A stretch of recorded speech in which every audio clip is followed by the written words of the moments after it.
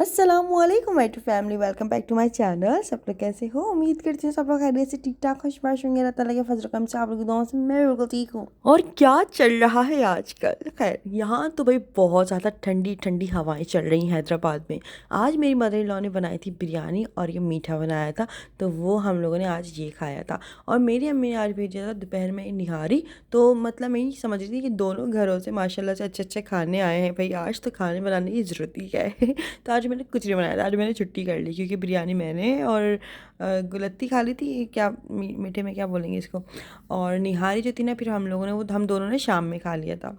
अच्छा जी, यहाँ पर जो है ना, फिर मेरे हस्बैंड ऑफिस से आने के बाद बैठ गए थे वो कॉपी पेन लेकर, और ना यहाँ पर वो लिस्ट बना रहे थे जो हमें इवेंट्स में जो काम हमारे पेंडिंग में रह गए हैं।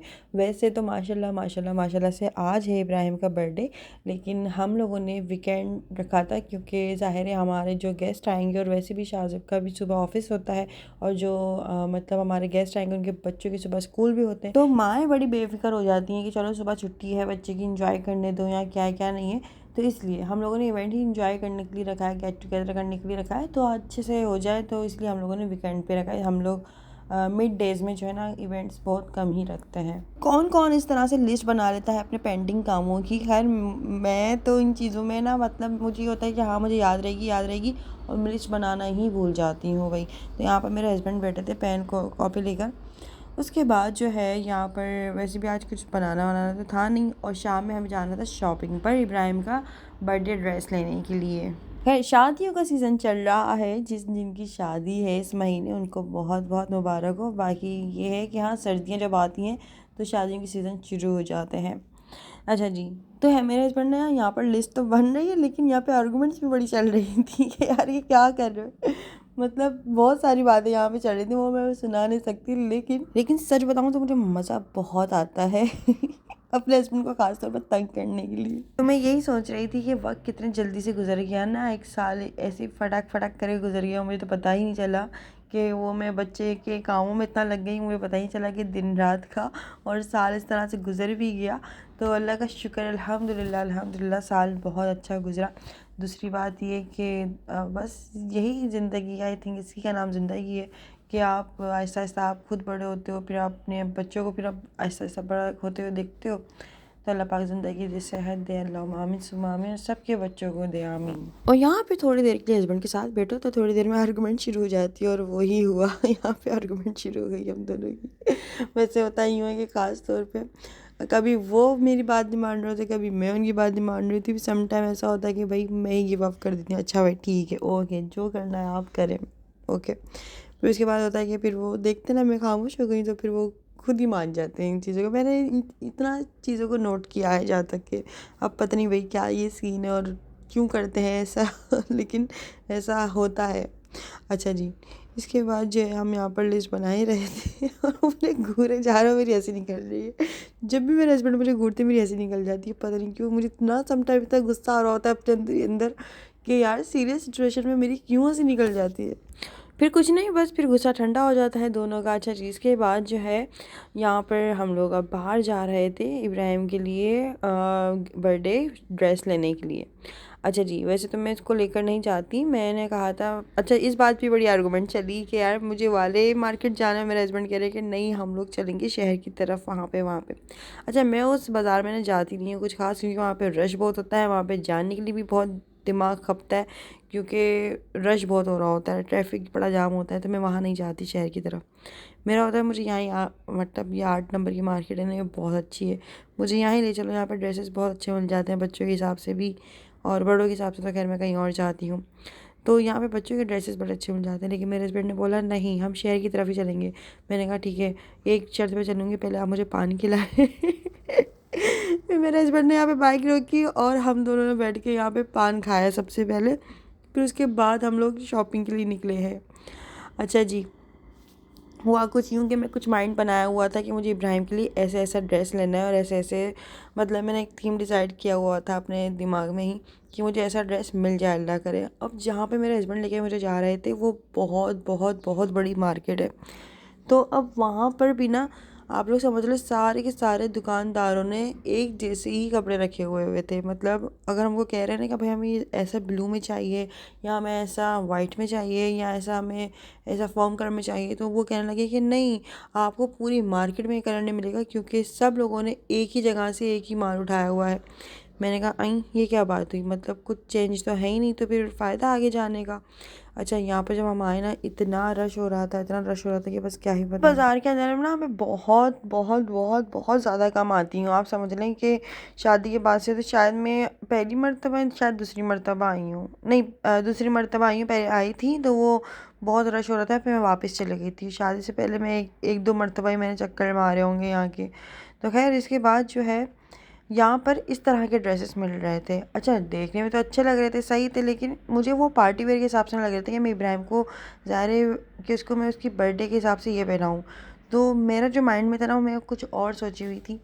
तो मैंने उनको कहा था कि गैरिस वाले ड्रेसेस जो होते हैं पूरा एक प्रॉपर, तो वो यहाँ पर मिल नहीं रहे थे। यहाँ तक कि उसमें ऐसा कुछ होता नहीं, वो अलग अलग से पूरा ड्रेस बना दिया जाता है या प्रॉपर।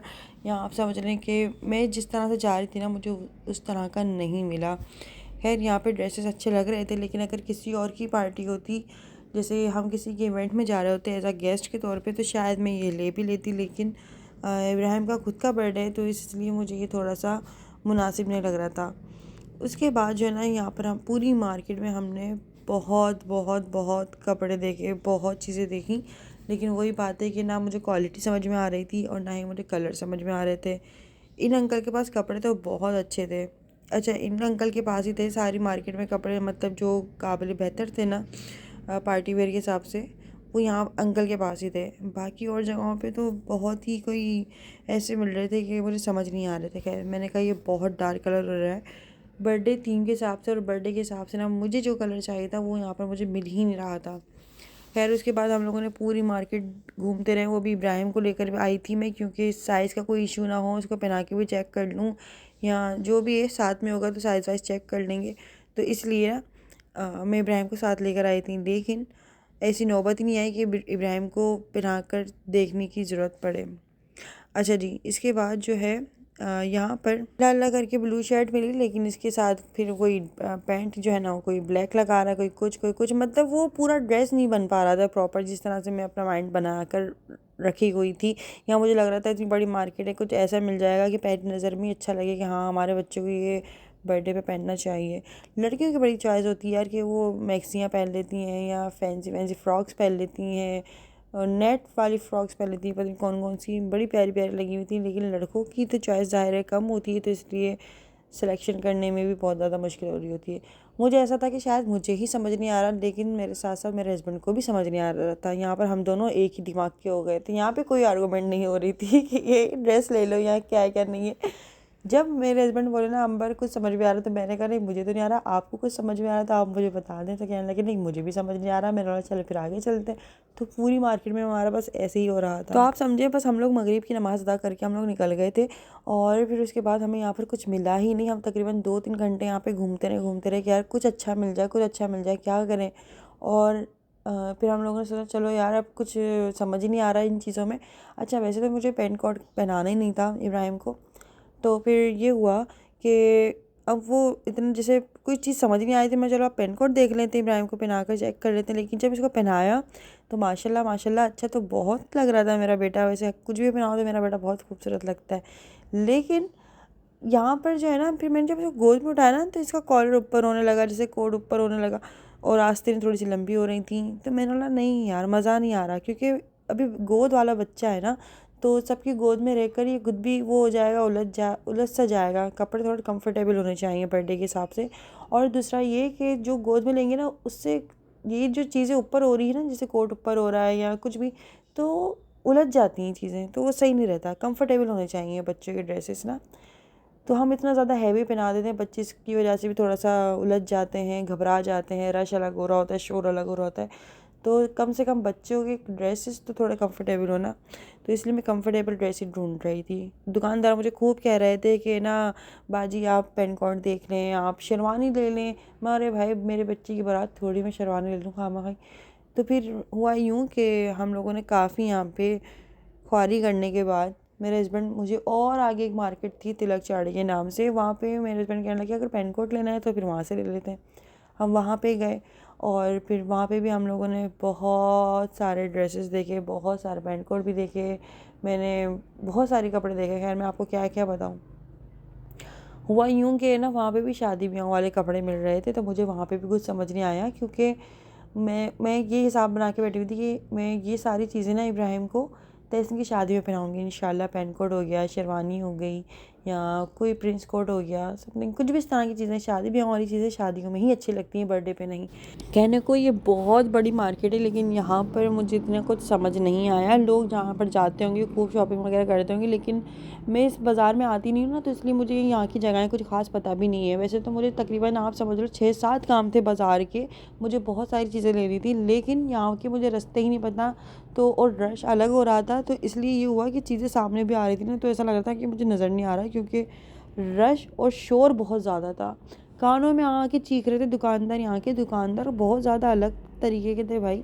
मतलब कानों में आके चीख रहे, बाजी भाई ले लो, बाजी भाई। अरे भैया क्या हो गया, अगर लेना होगा ले लेंगे, तुम कानों में क्यों चीख रहे हो। अच्छा इब्राहिम भी मेरी गोद में, तो मुझे कह रहा था कि चलो मेरे कान में इतनी लग रही तो बच्चे के कान में कितनी लग रही होगी, तो ये थोड़ी सी ना ऐसी चीज़ें हो रही थी। खैर तो मुझे कुछ समझ नहीं आया। खैर मैं समझती हूँ कि बाज़ारों में ये जो आदमी आवाज़ें लगाते हैं, इनको चाहिए खामोश खड़े रहें। जिसको जो चीज़ लेनी होगी वो आपकी दुकान खुद ढूंढ कर आएगा।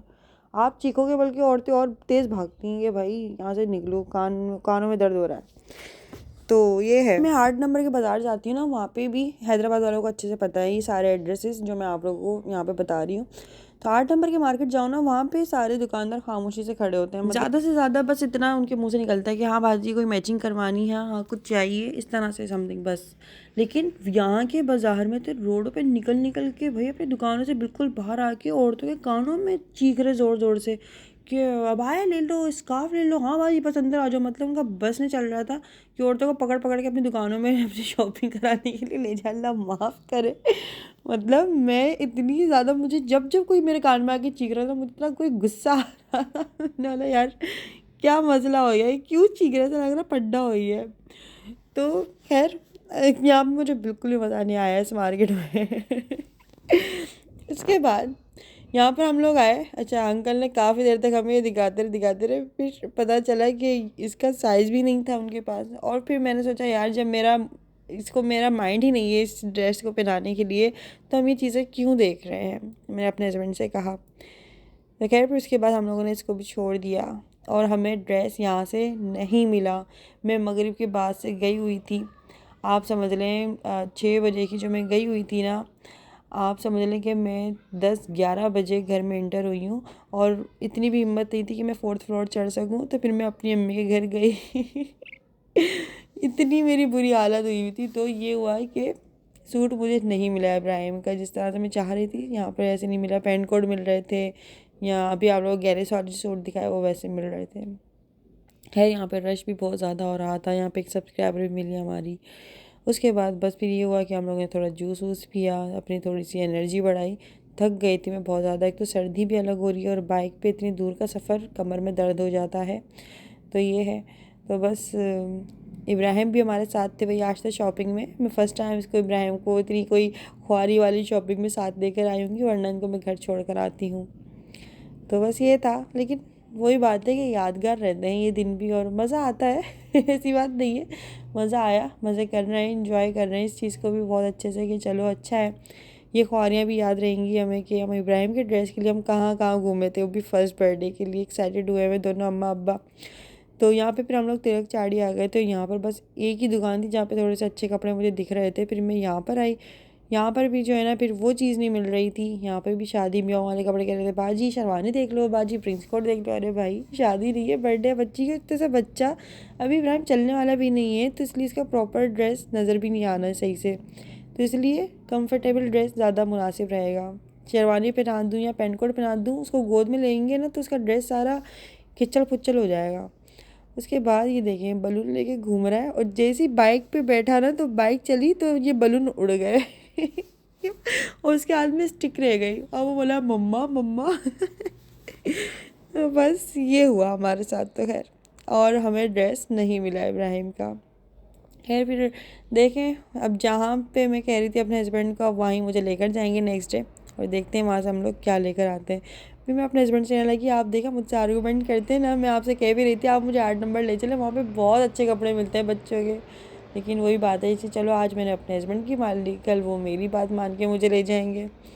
तो बस ये हुआ। और यहाँ पे मैं मम्मी के घर आई हूँ ना, तो यहाँ पर सदा बाजी आई हुई थी, मेरी बाजी आई हुई थी, यहाँ पे इनकी वन डिश पार्टी चल रही थी। अम्मी ने वैसे मुझे बताया था कि मैं हलीम बनाऊँगी, ये वो आ जाना, लेकिन मुझे ये नहीं पता था कि यहाँ पे कोई वन डिश पार्टी का सीन है।